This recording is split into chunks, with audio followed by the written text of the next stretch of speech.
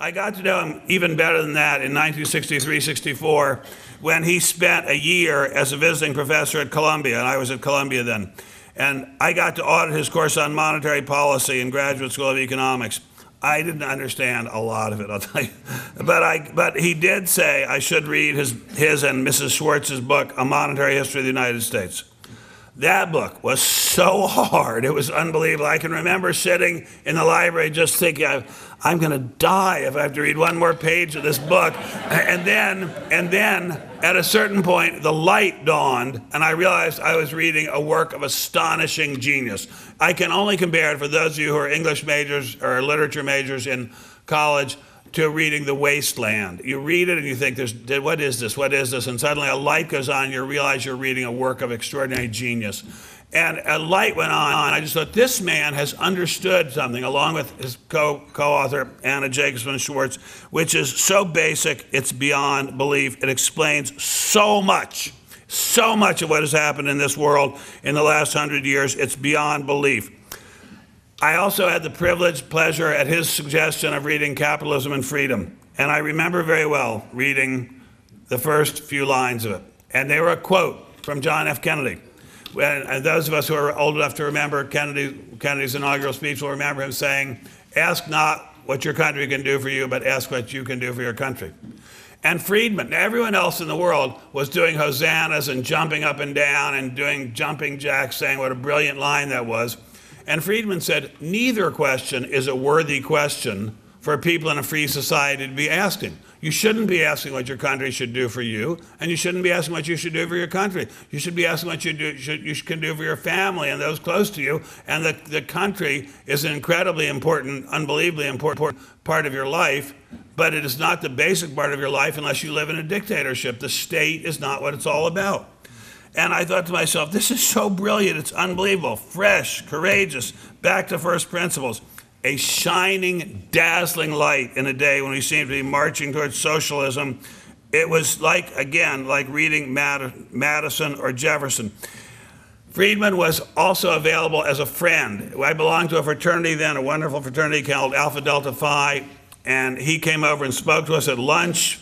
So many of the people there just couldn't believe I had Milton Friedman there. He would come to lunch with me at just a diner at 116th and Broadway called Chock Full of Nuts.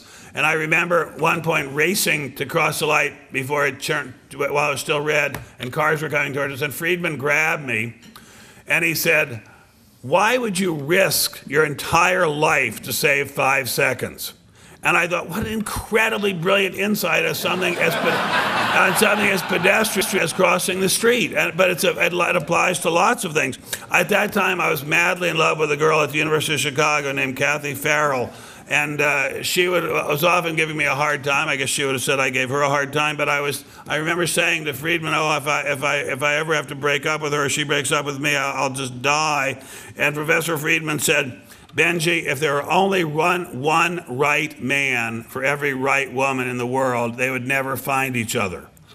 That was kind of cold, but incredibly brilliant, and it gave me the courage to break up with her. She was really not a very nice person. And then I remember still later, I was debating whether to go to law school or business school, and I was admitted to Harvard Business School and Columbia Business School and Stanford Business School and University of Chicago Business School. And I remember saying to Professor Friedman, "Which business school do you think I should go to?" And he said, "Stanford, without question." And I said, "Why?" And he said, "Well, you don't learn anything in any of them, so you might as well go to the one that has the best climate."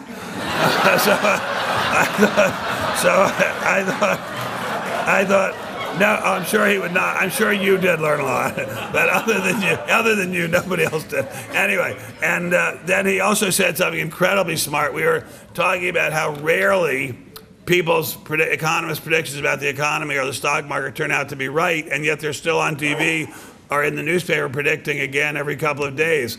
And Friedman gave me a line which I must say has saved me many a time. He said, "If you're going to predict about the economy, predict often." And it was incredibly good advice. Anyway, he was kind-hearted, good-natured, sympathetic, resolute, and again, he always called me Benji. After I graduated, I stayed in touch with him. We had many, many friends in common, including the incredibly great Bob Bork.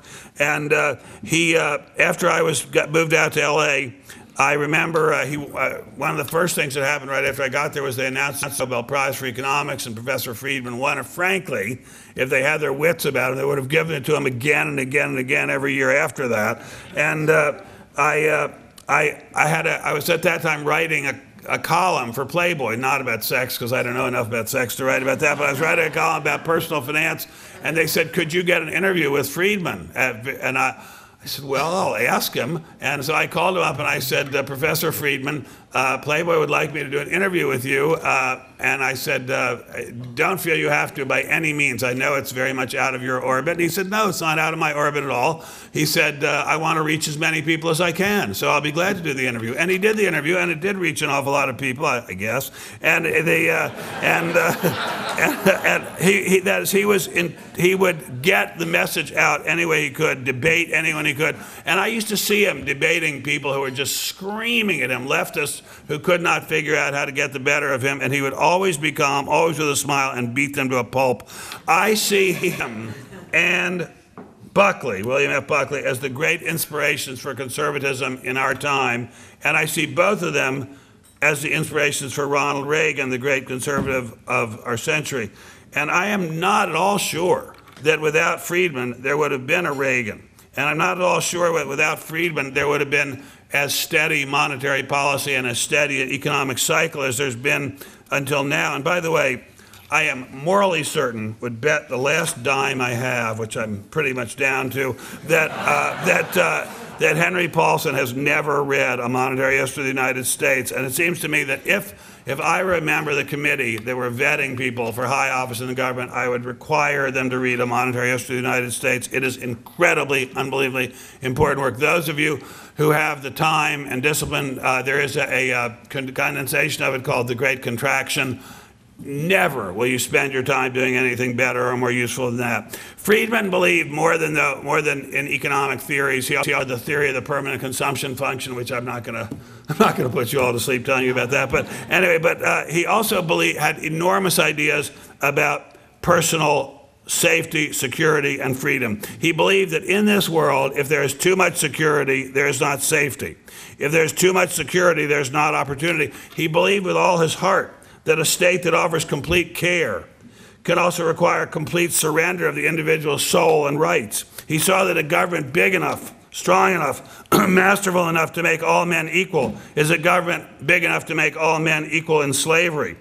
The commitment of Milton Friedman and Rose Friedman to free markets had nothing to do with speculators or hedge funds or derivatives or any of the other modern day entanglements of the free market. Friedman had absolutely zero interest in the stock market, absolutely zero, well, not zero, but very close to zero interest in Wall Street.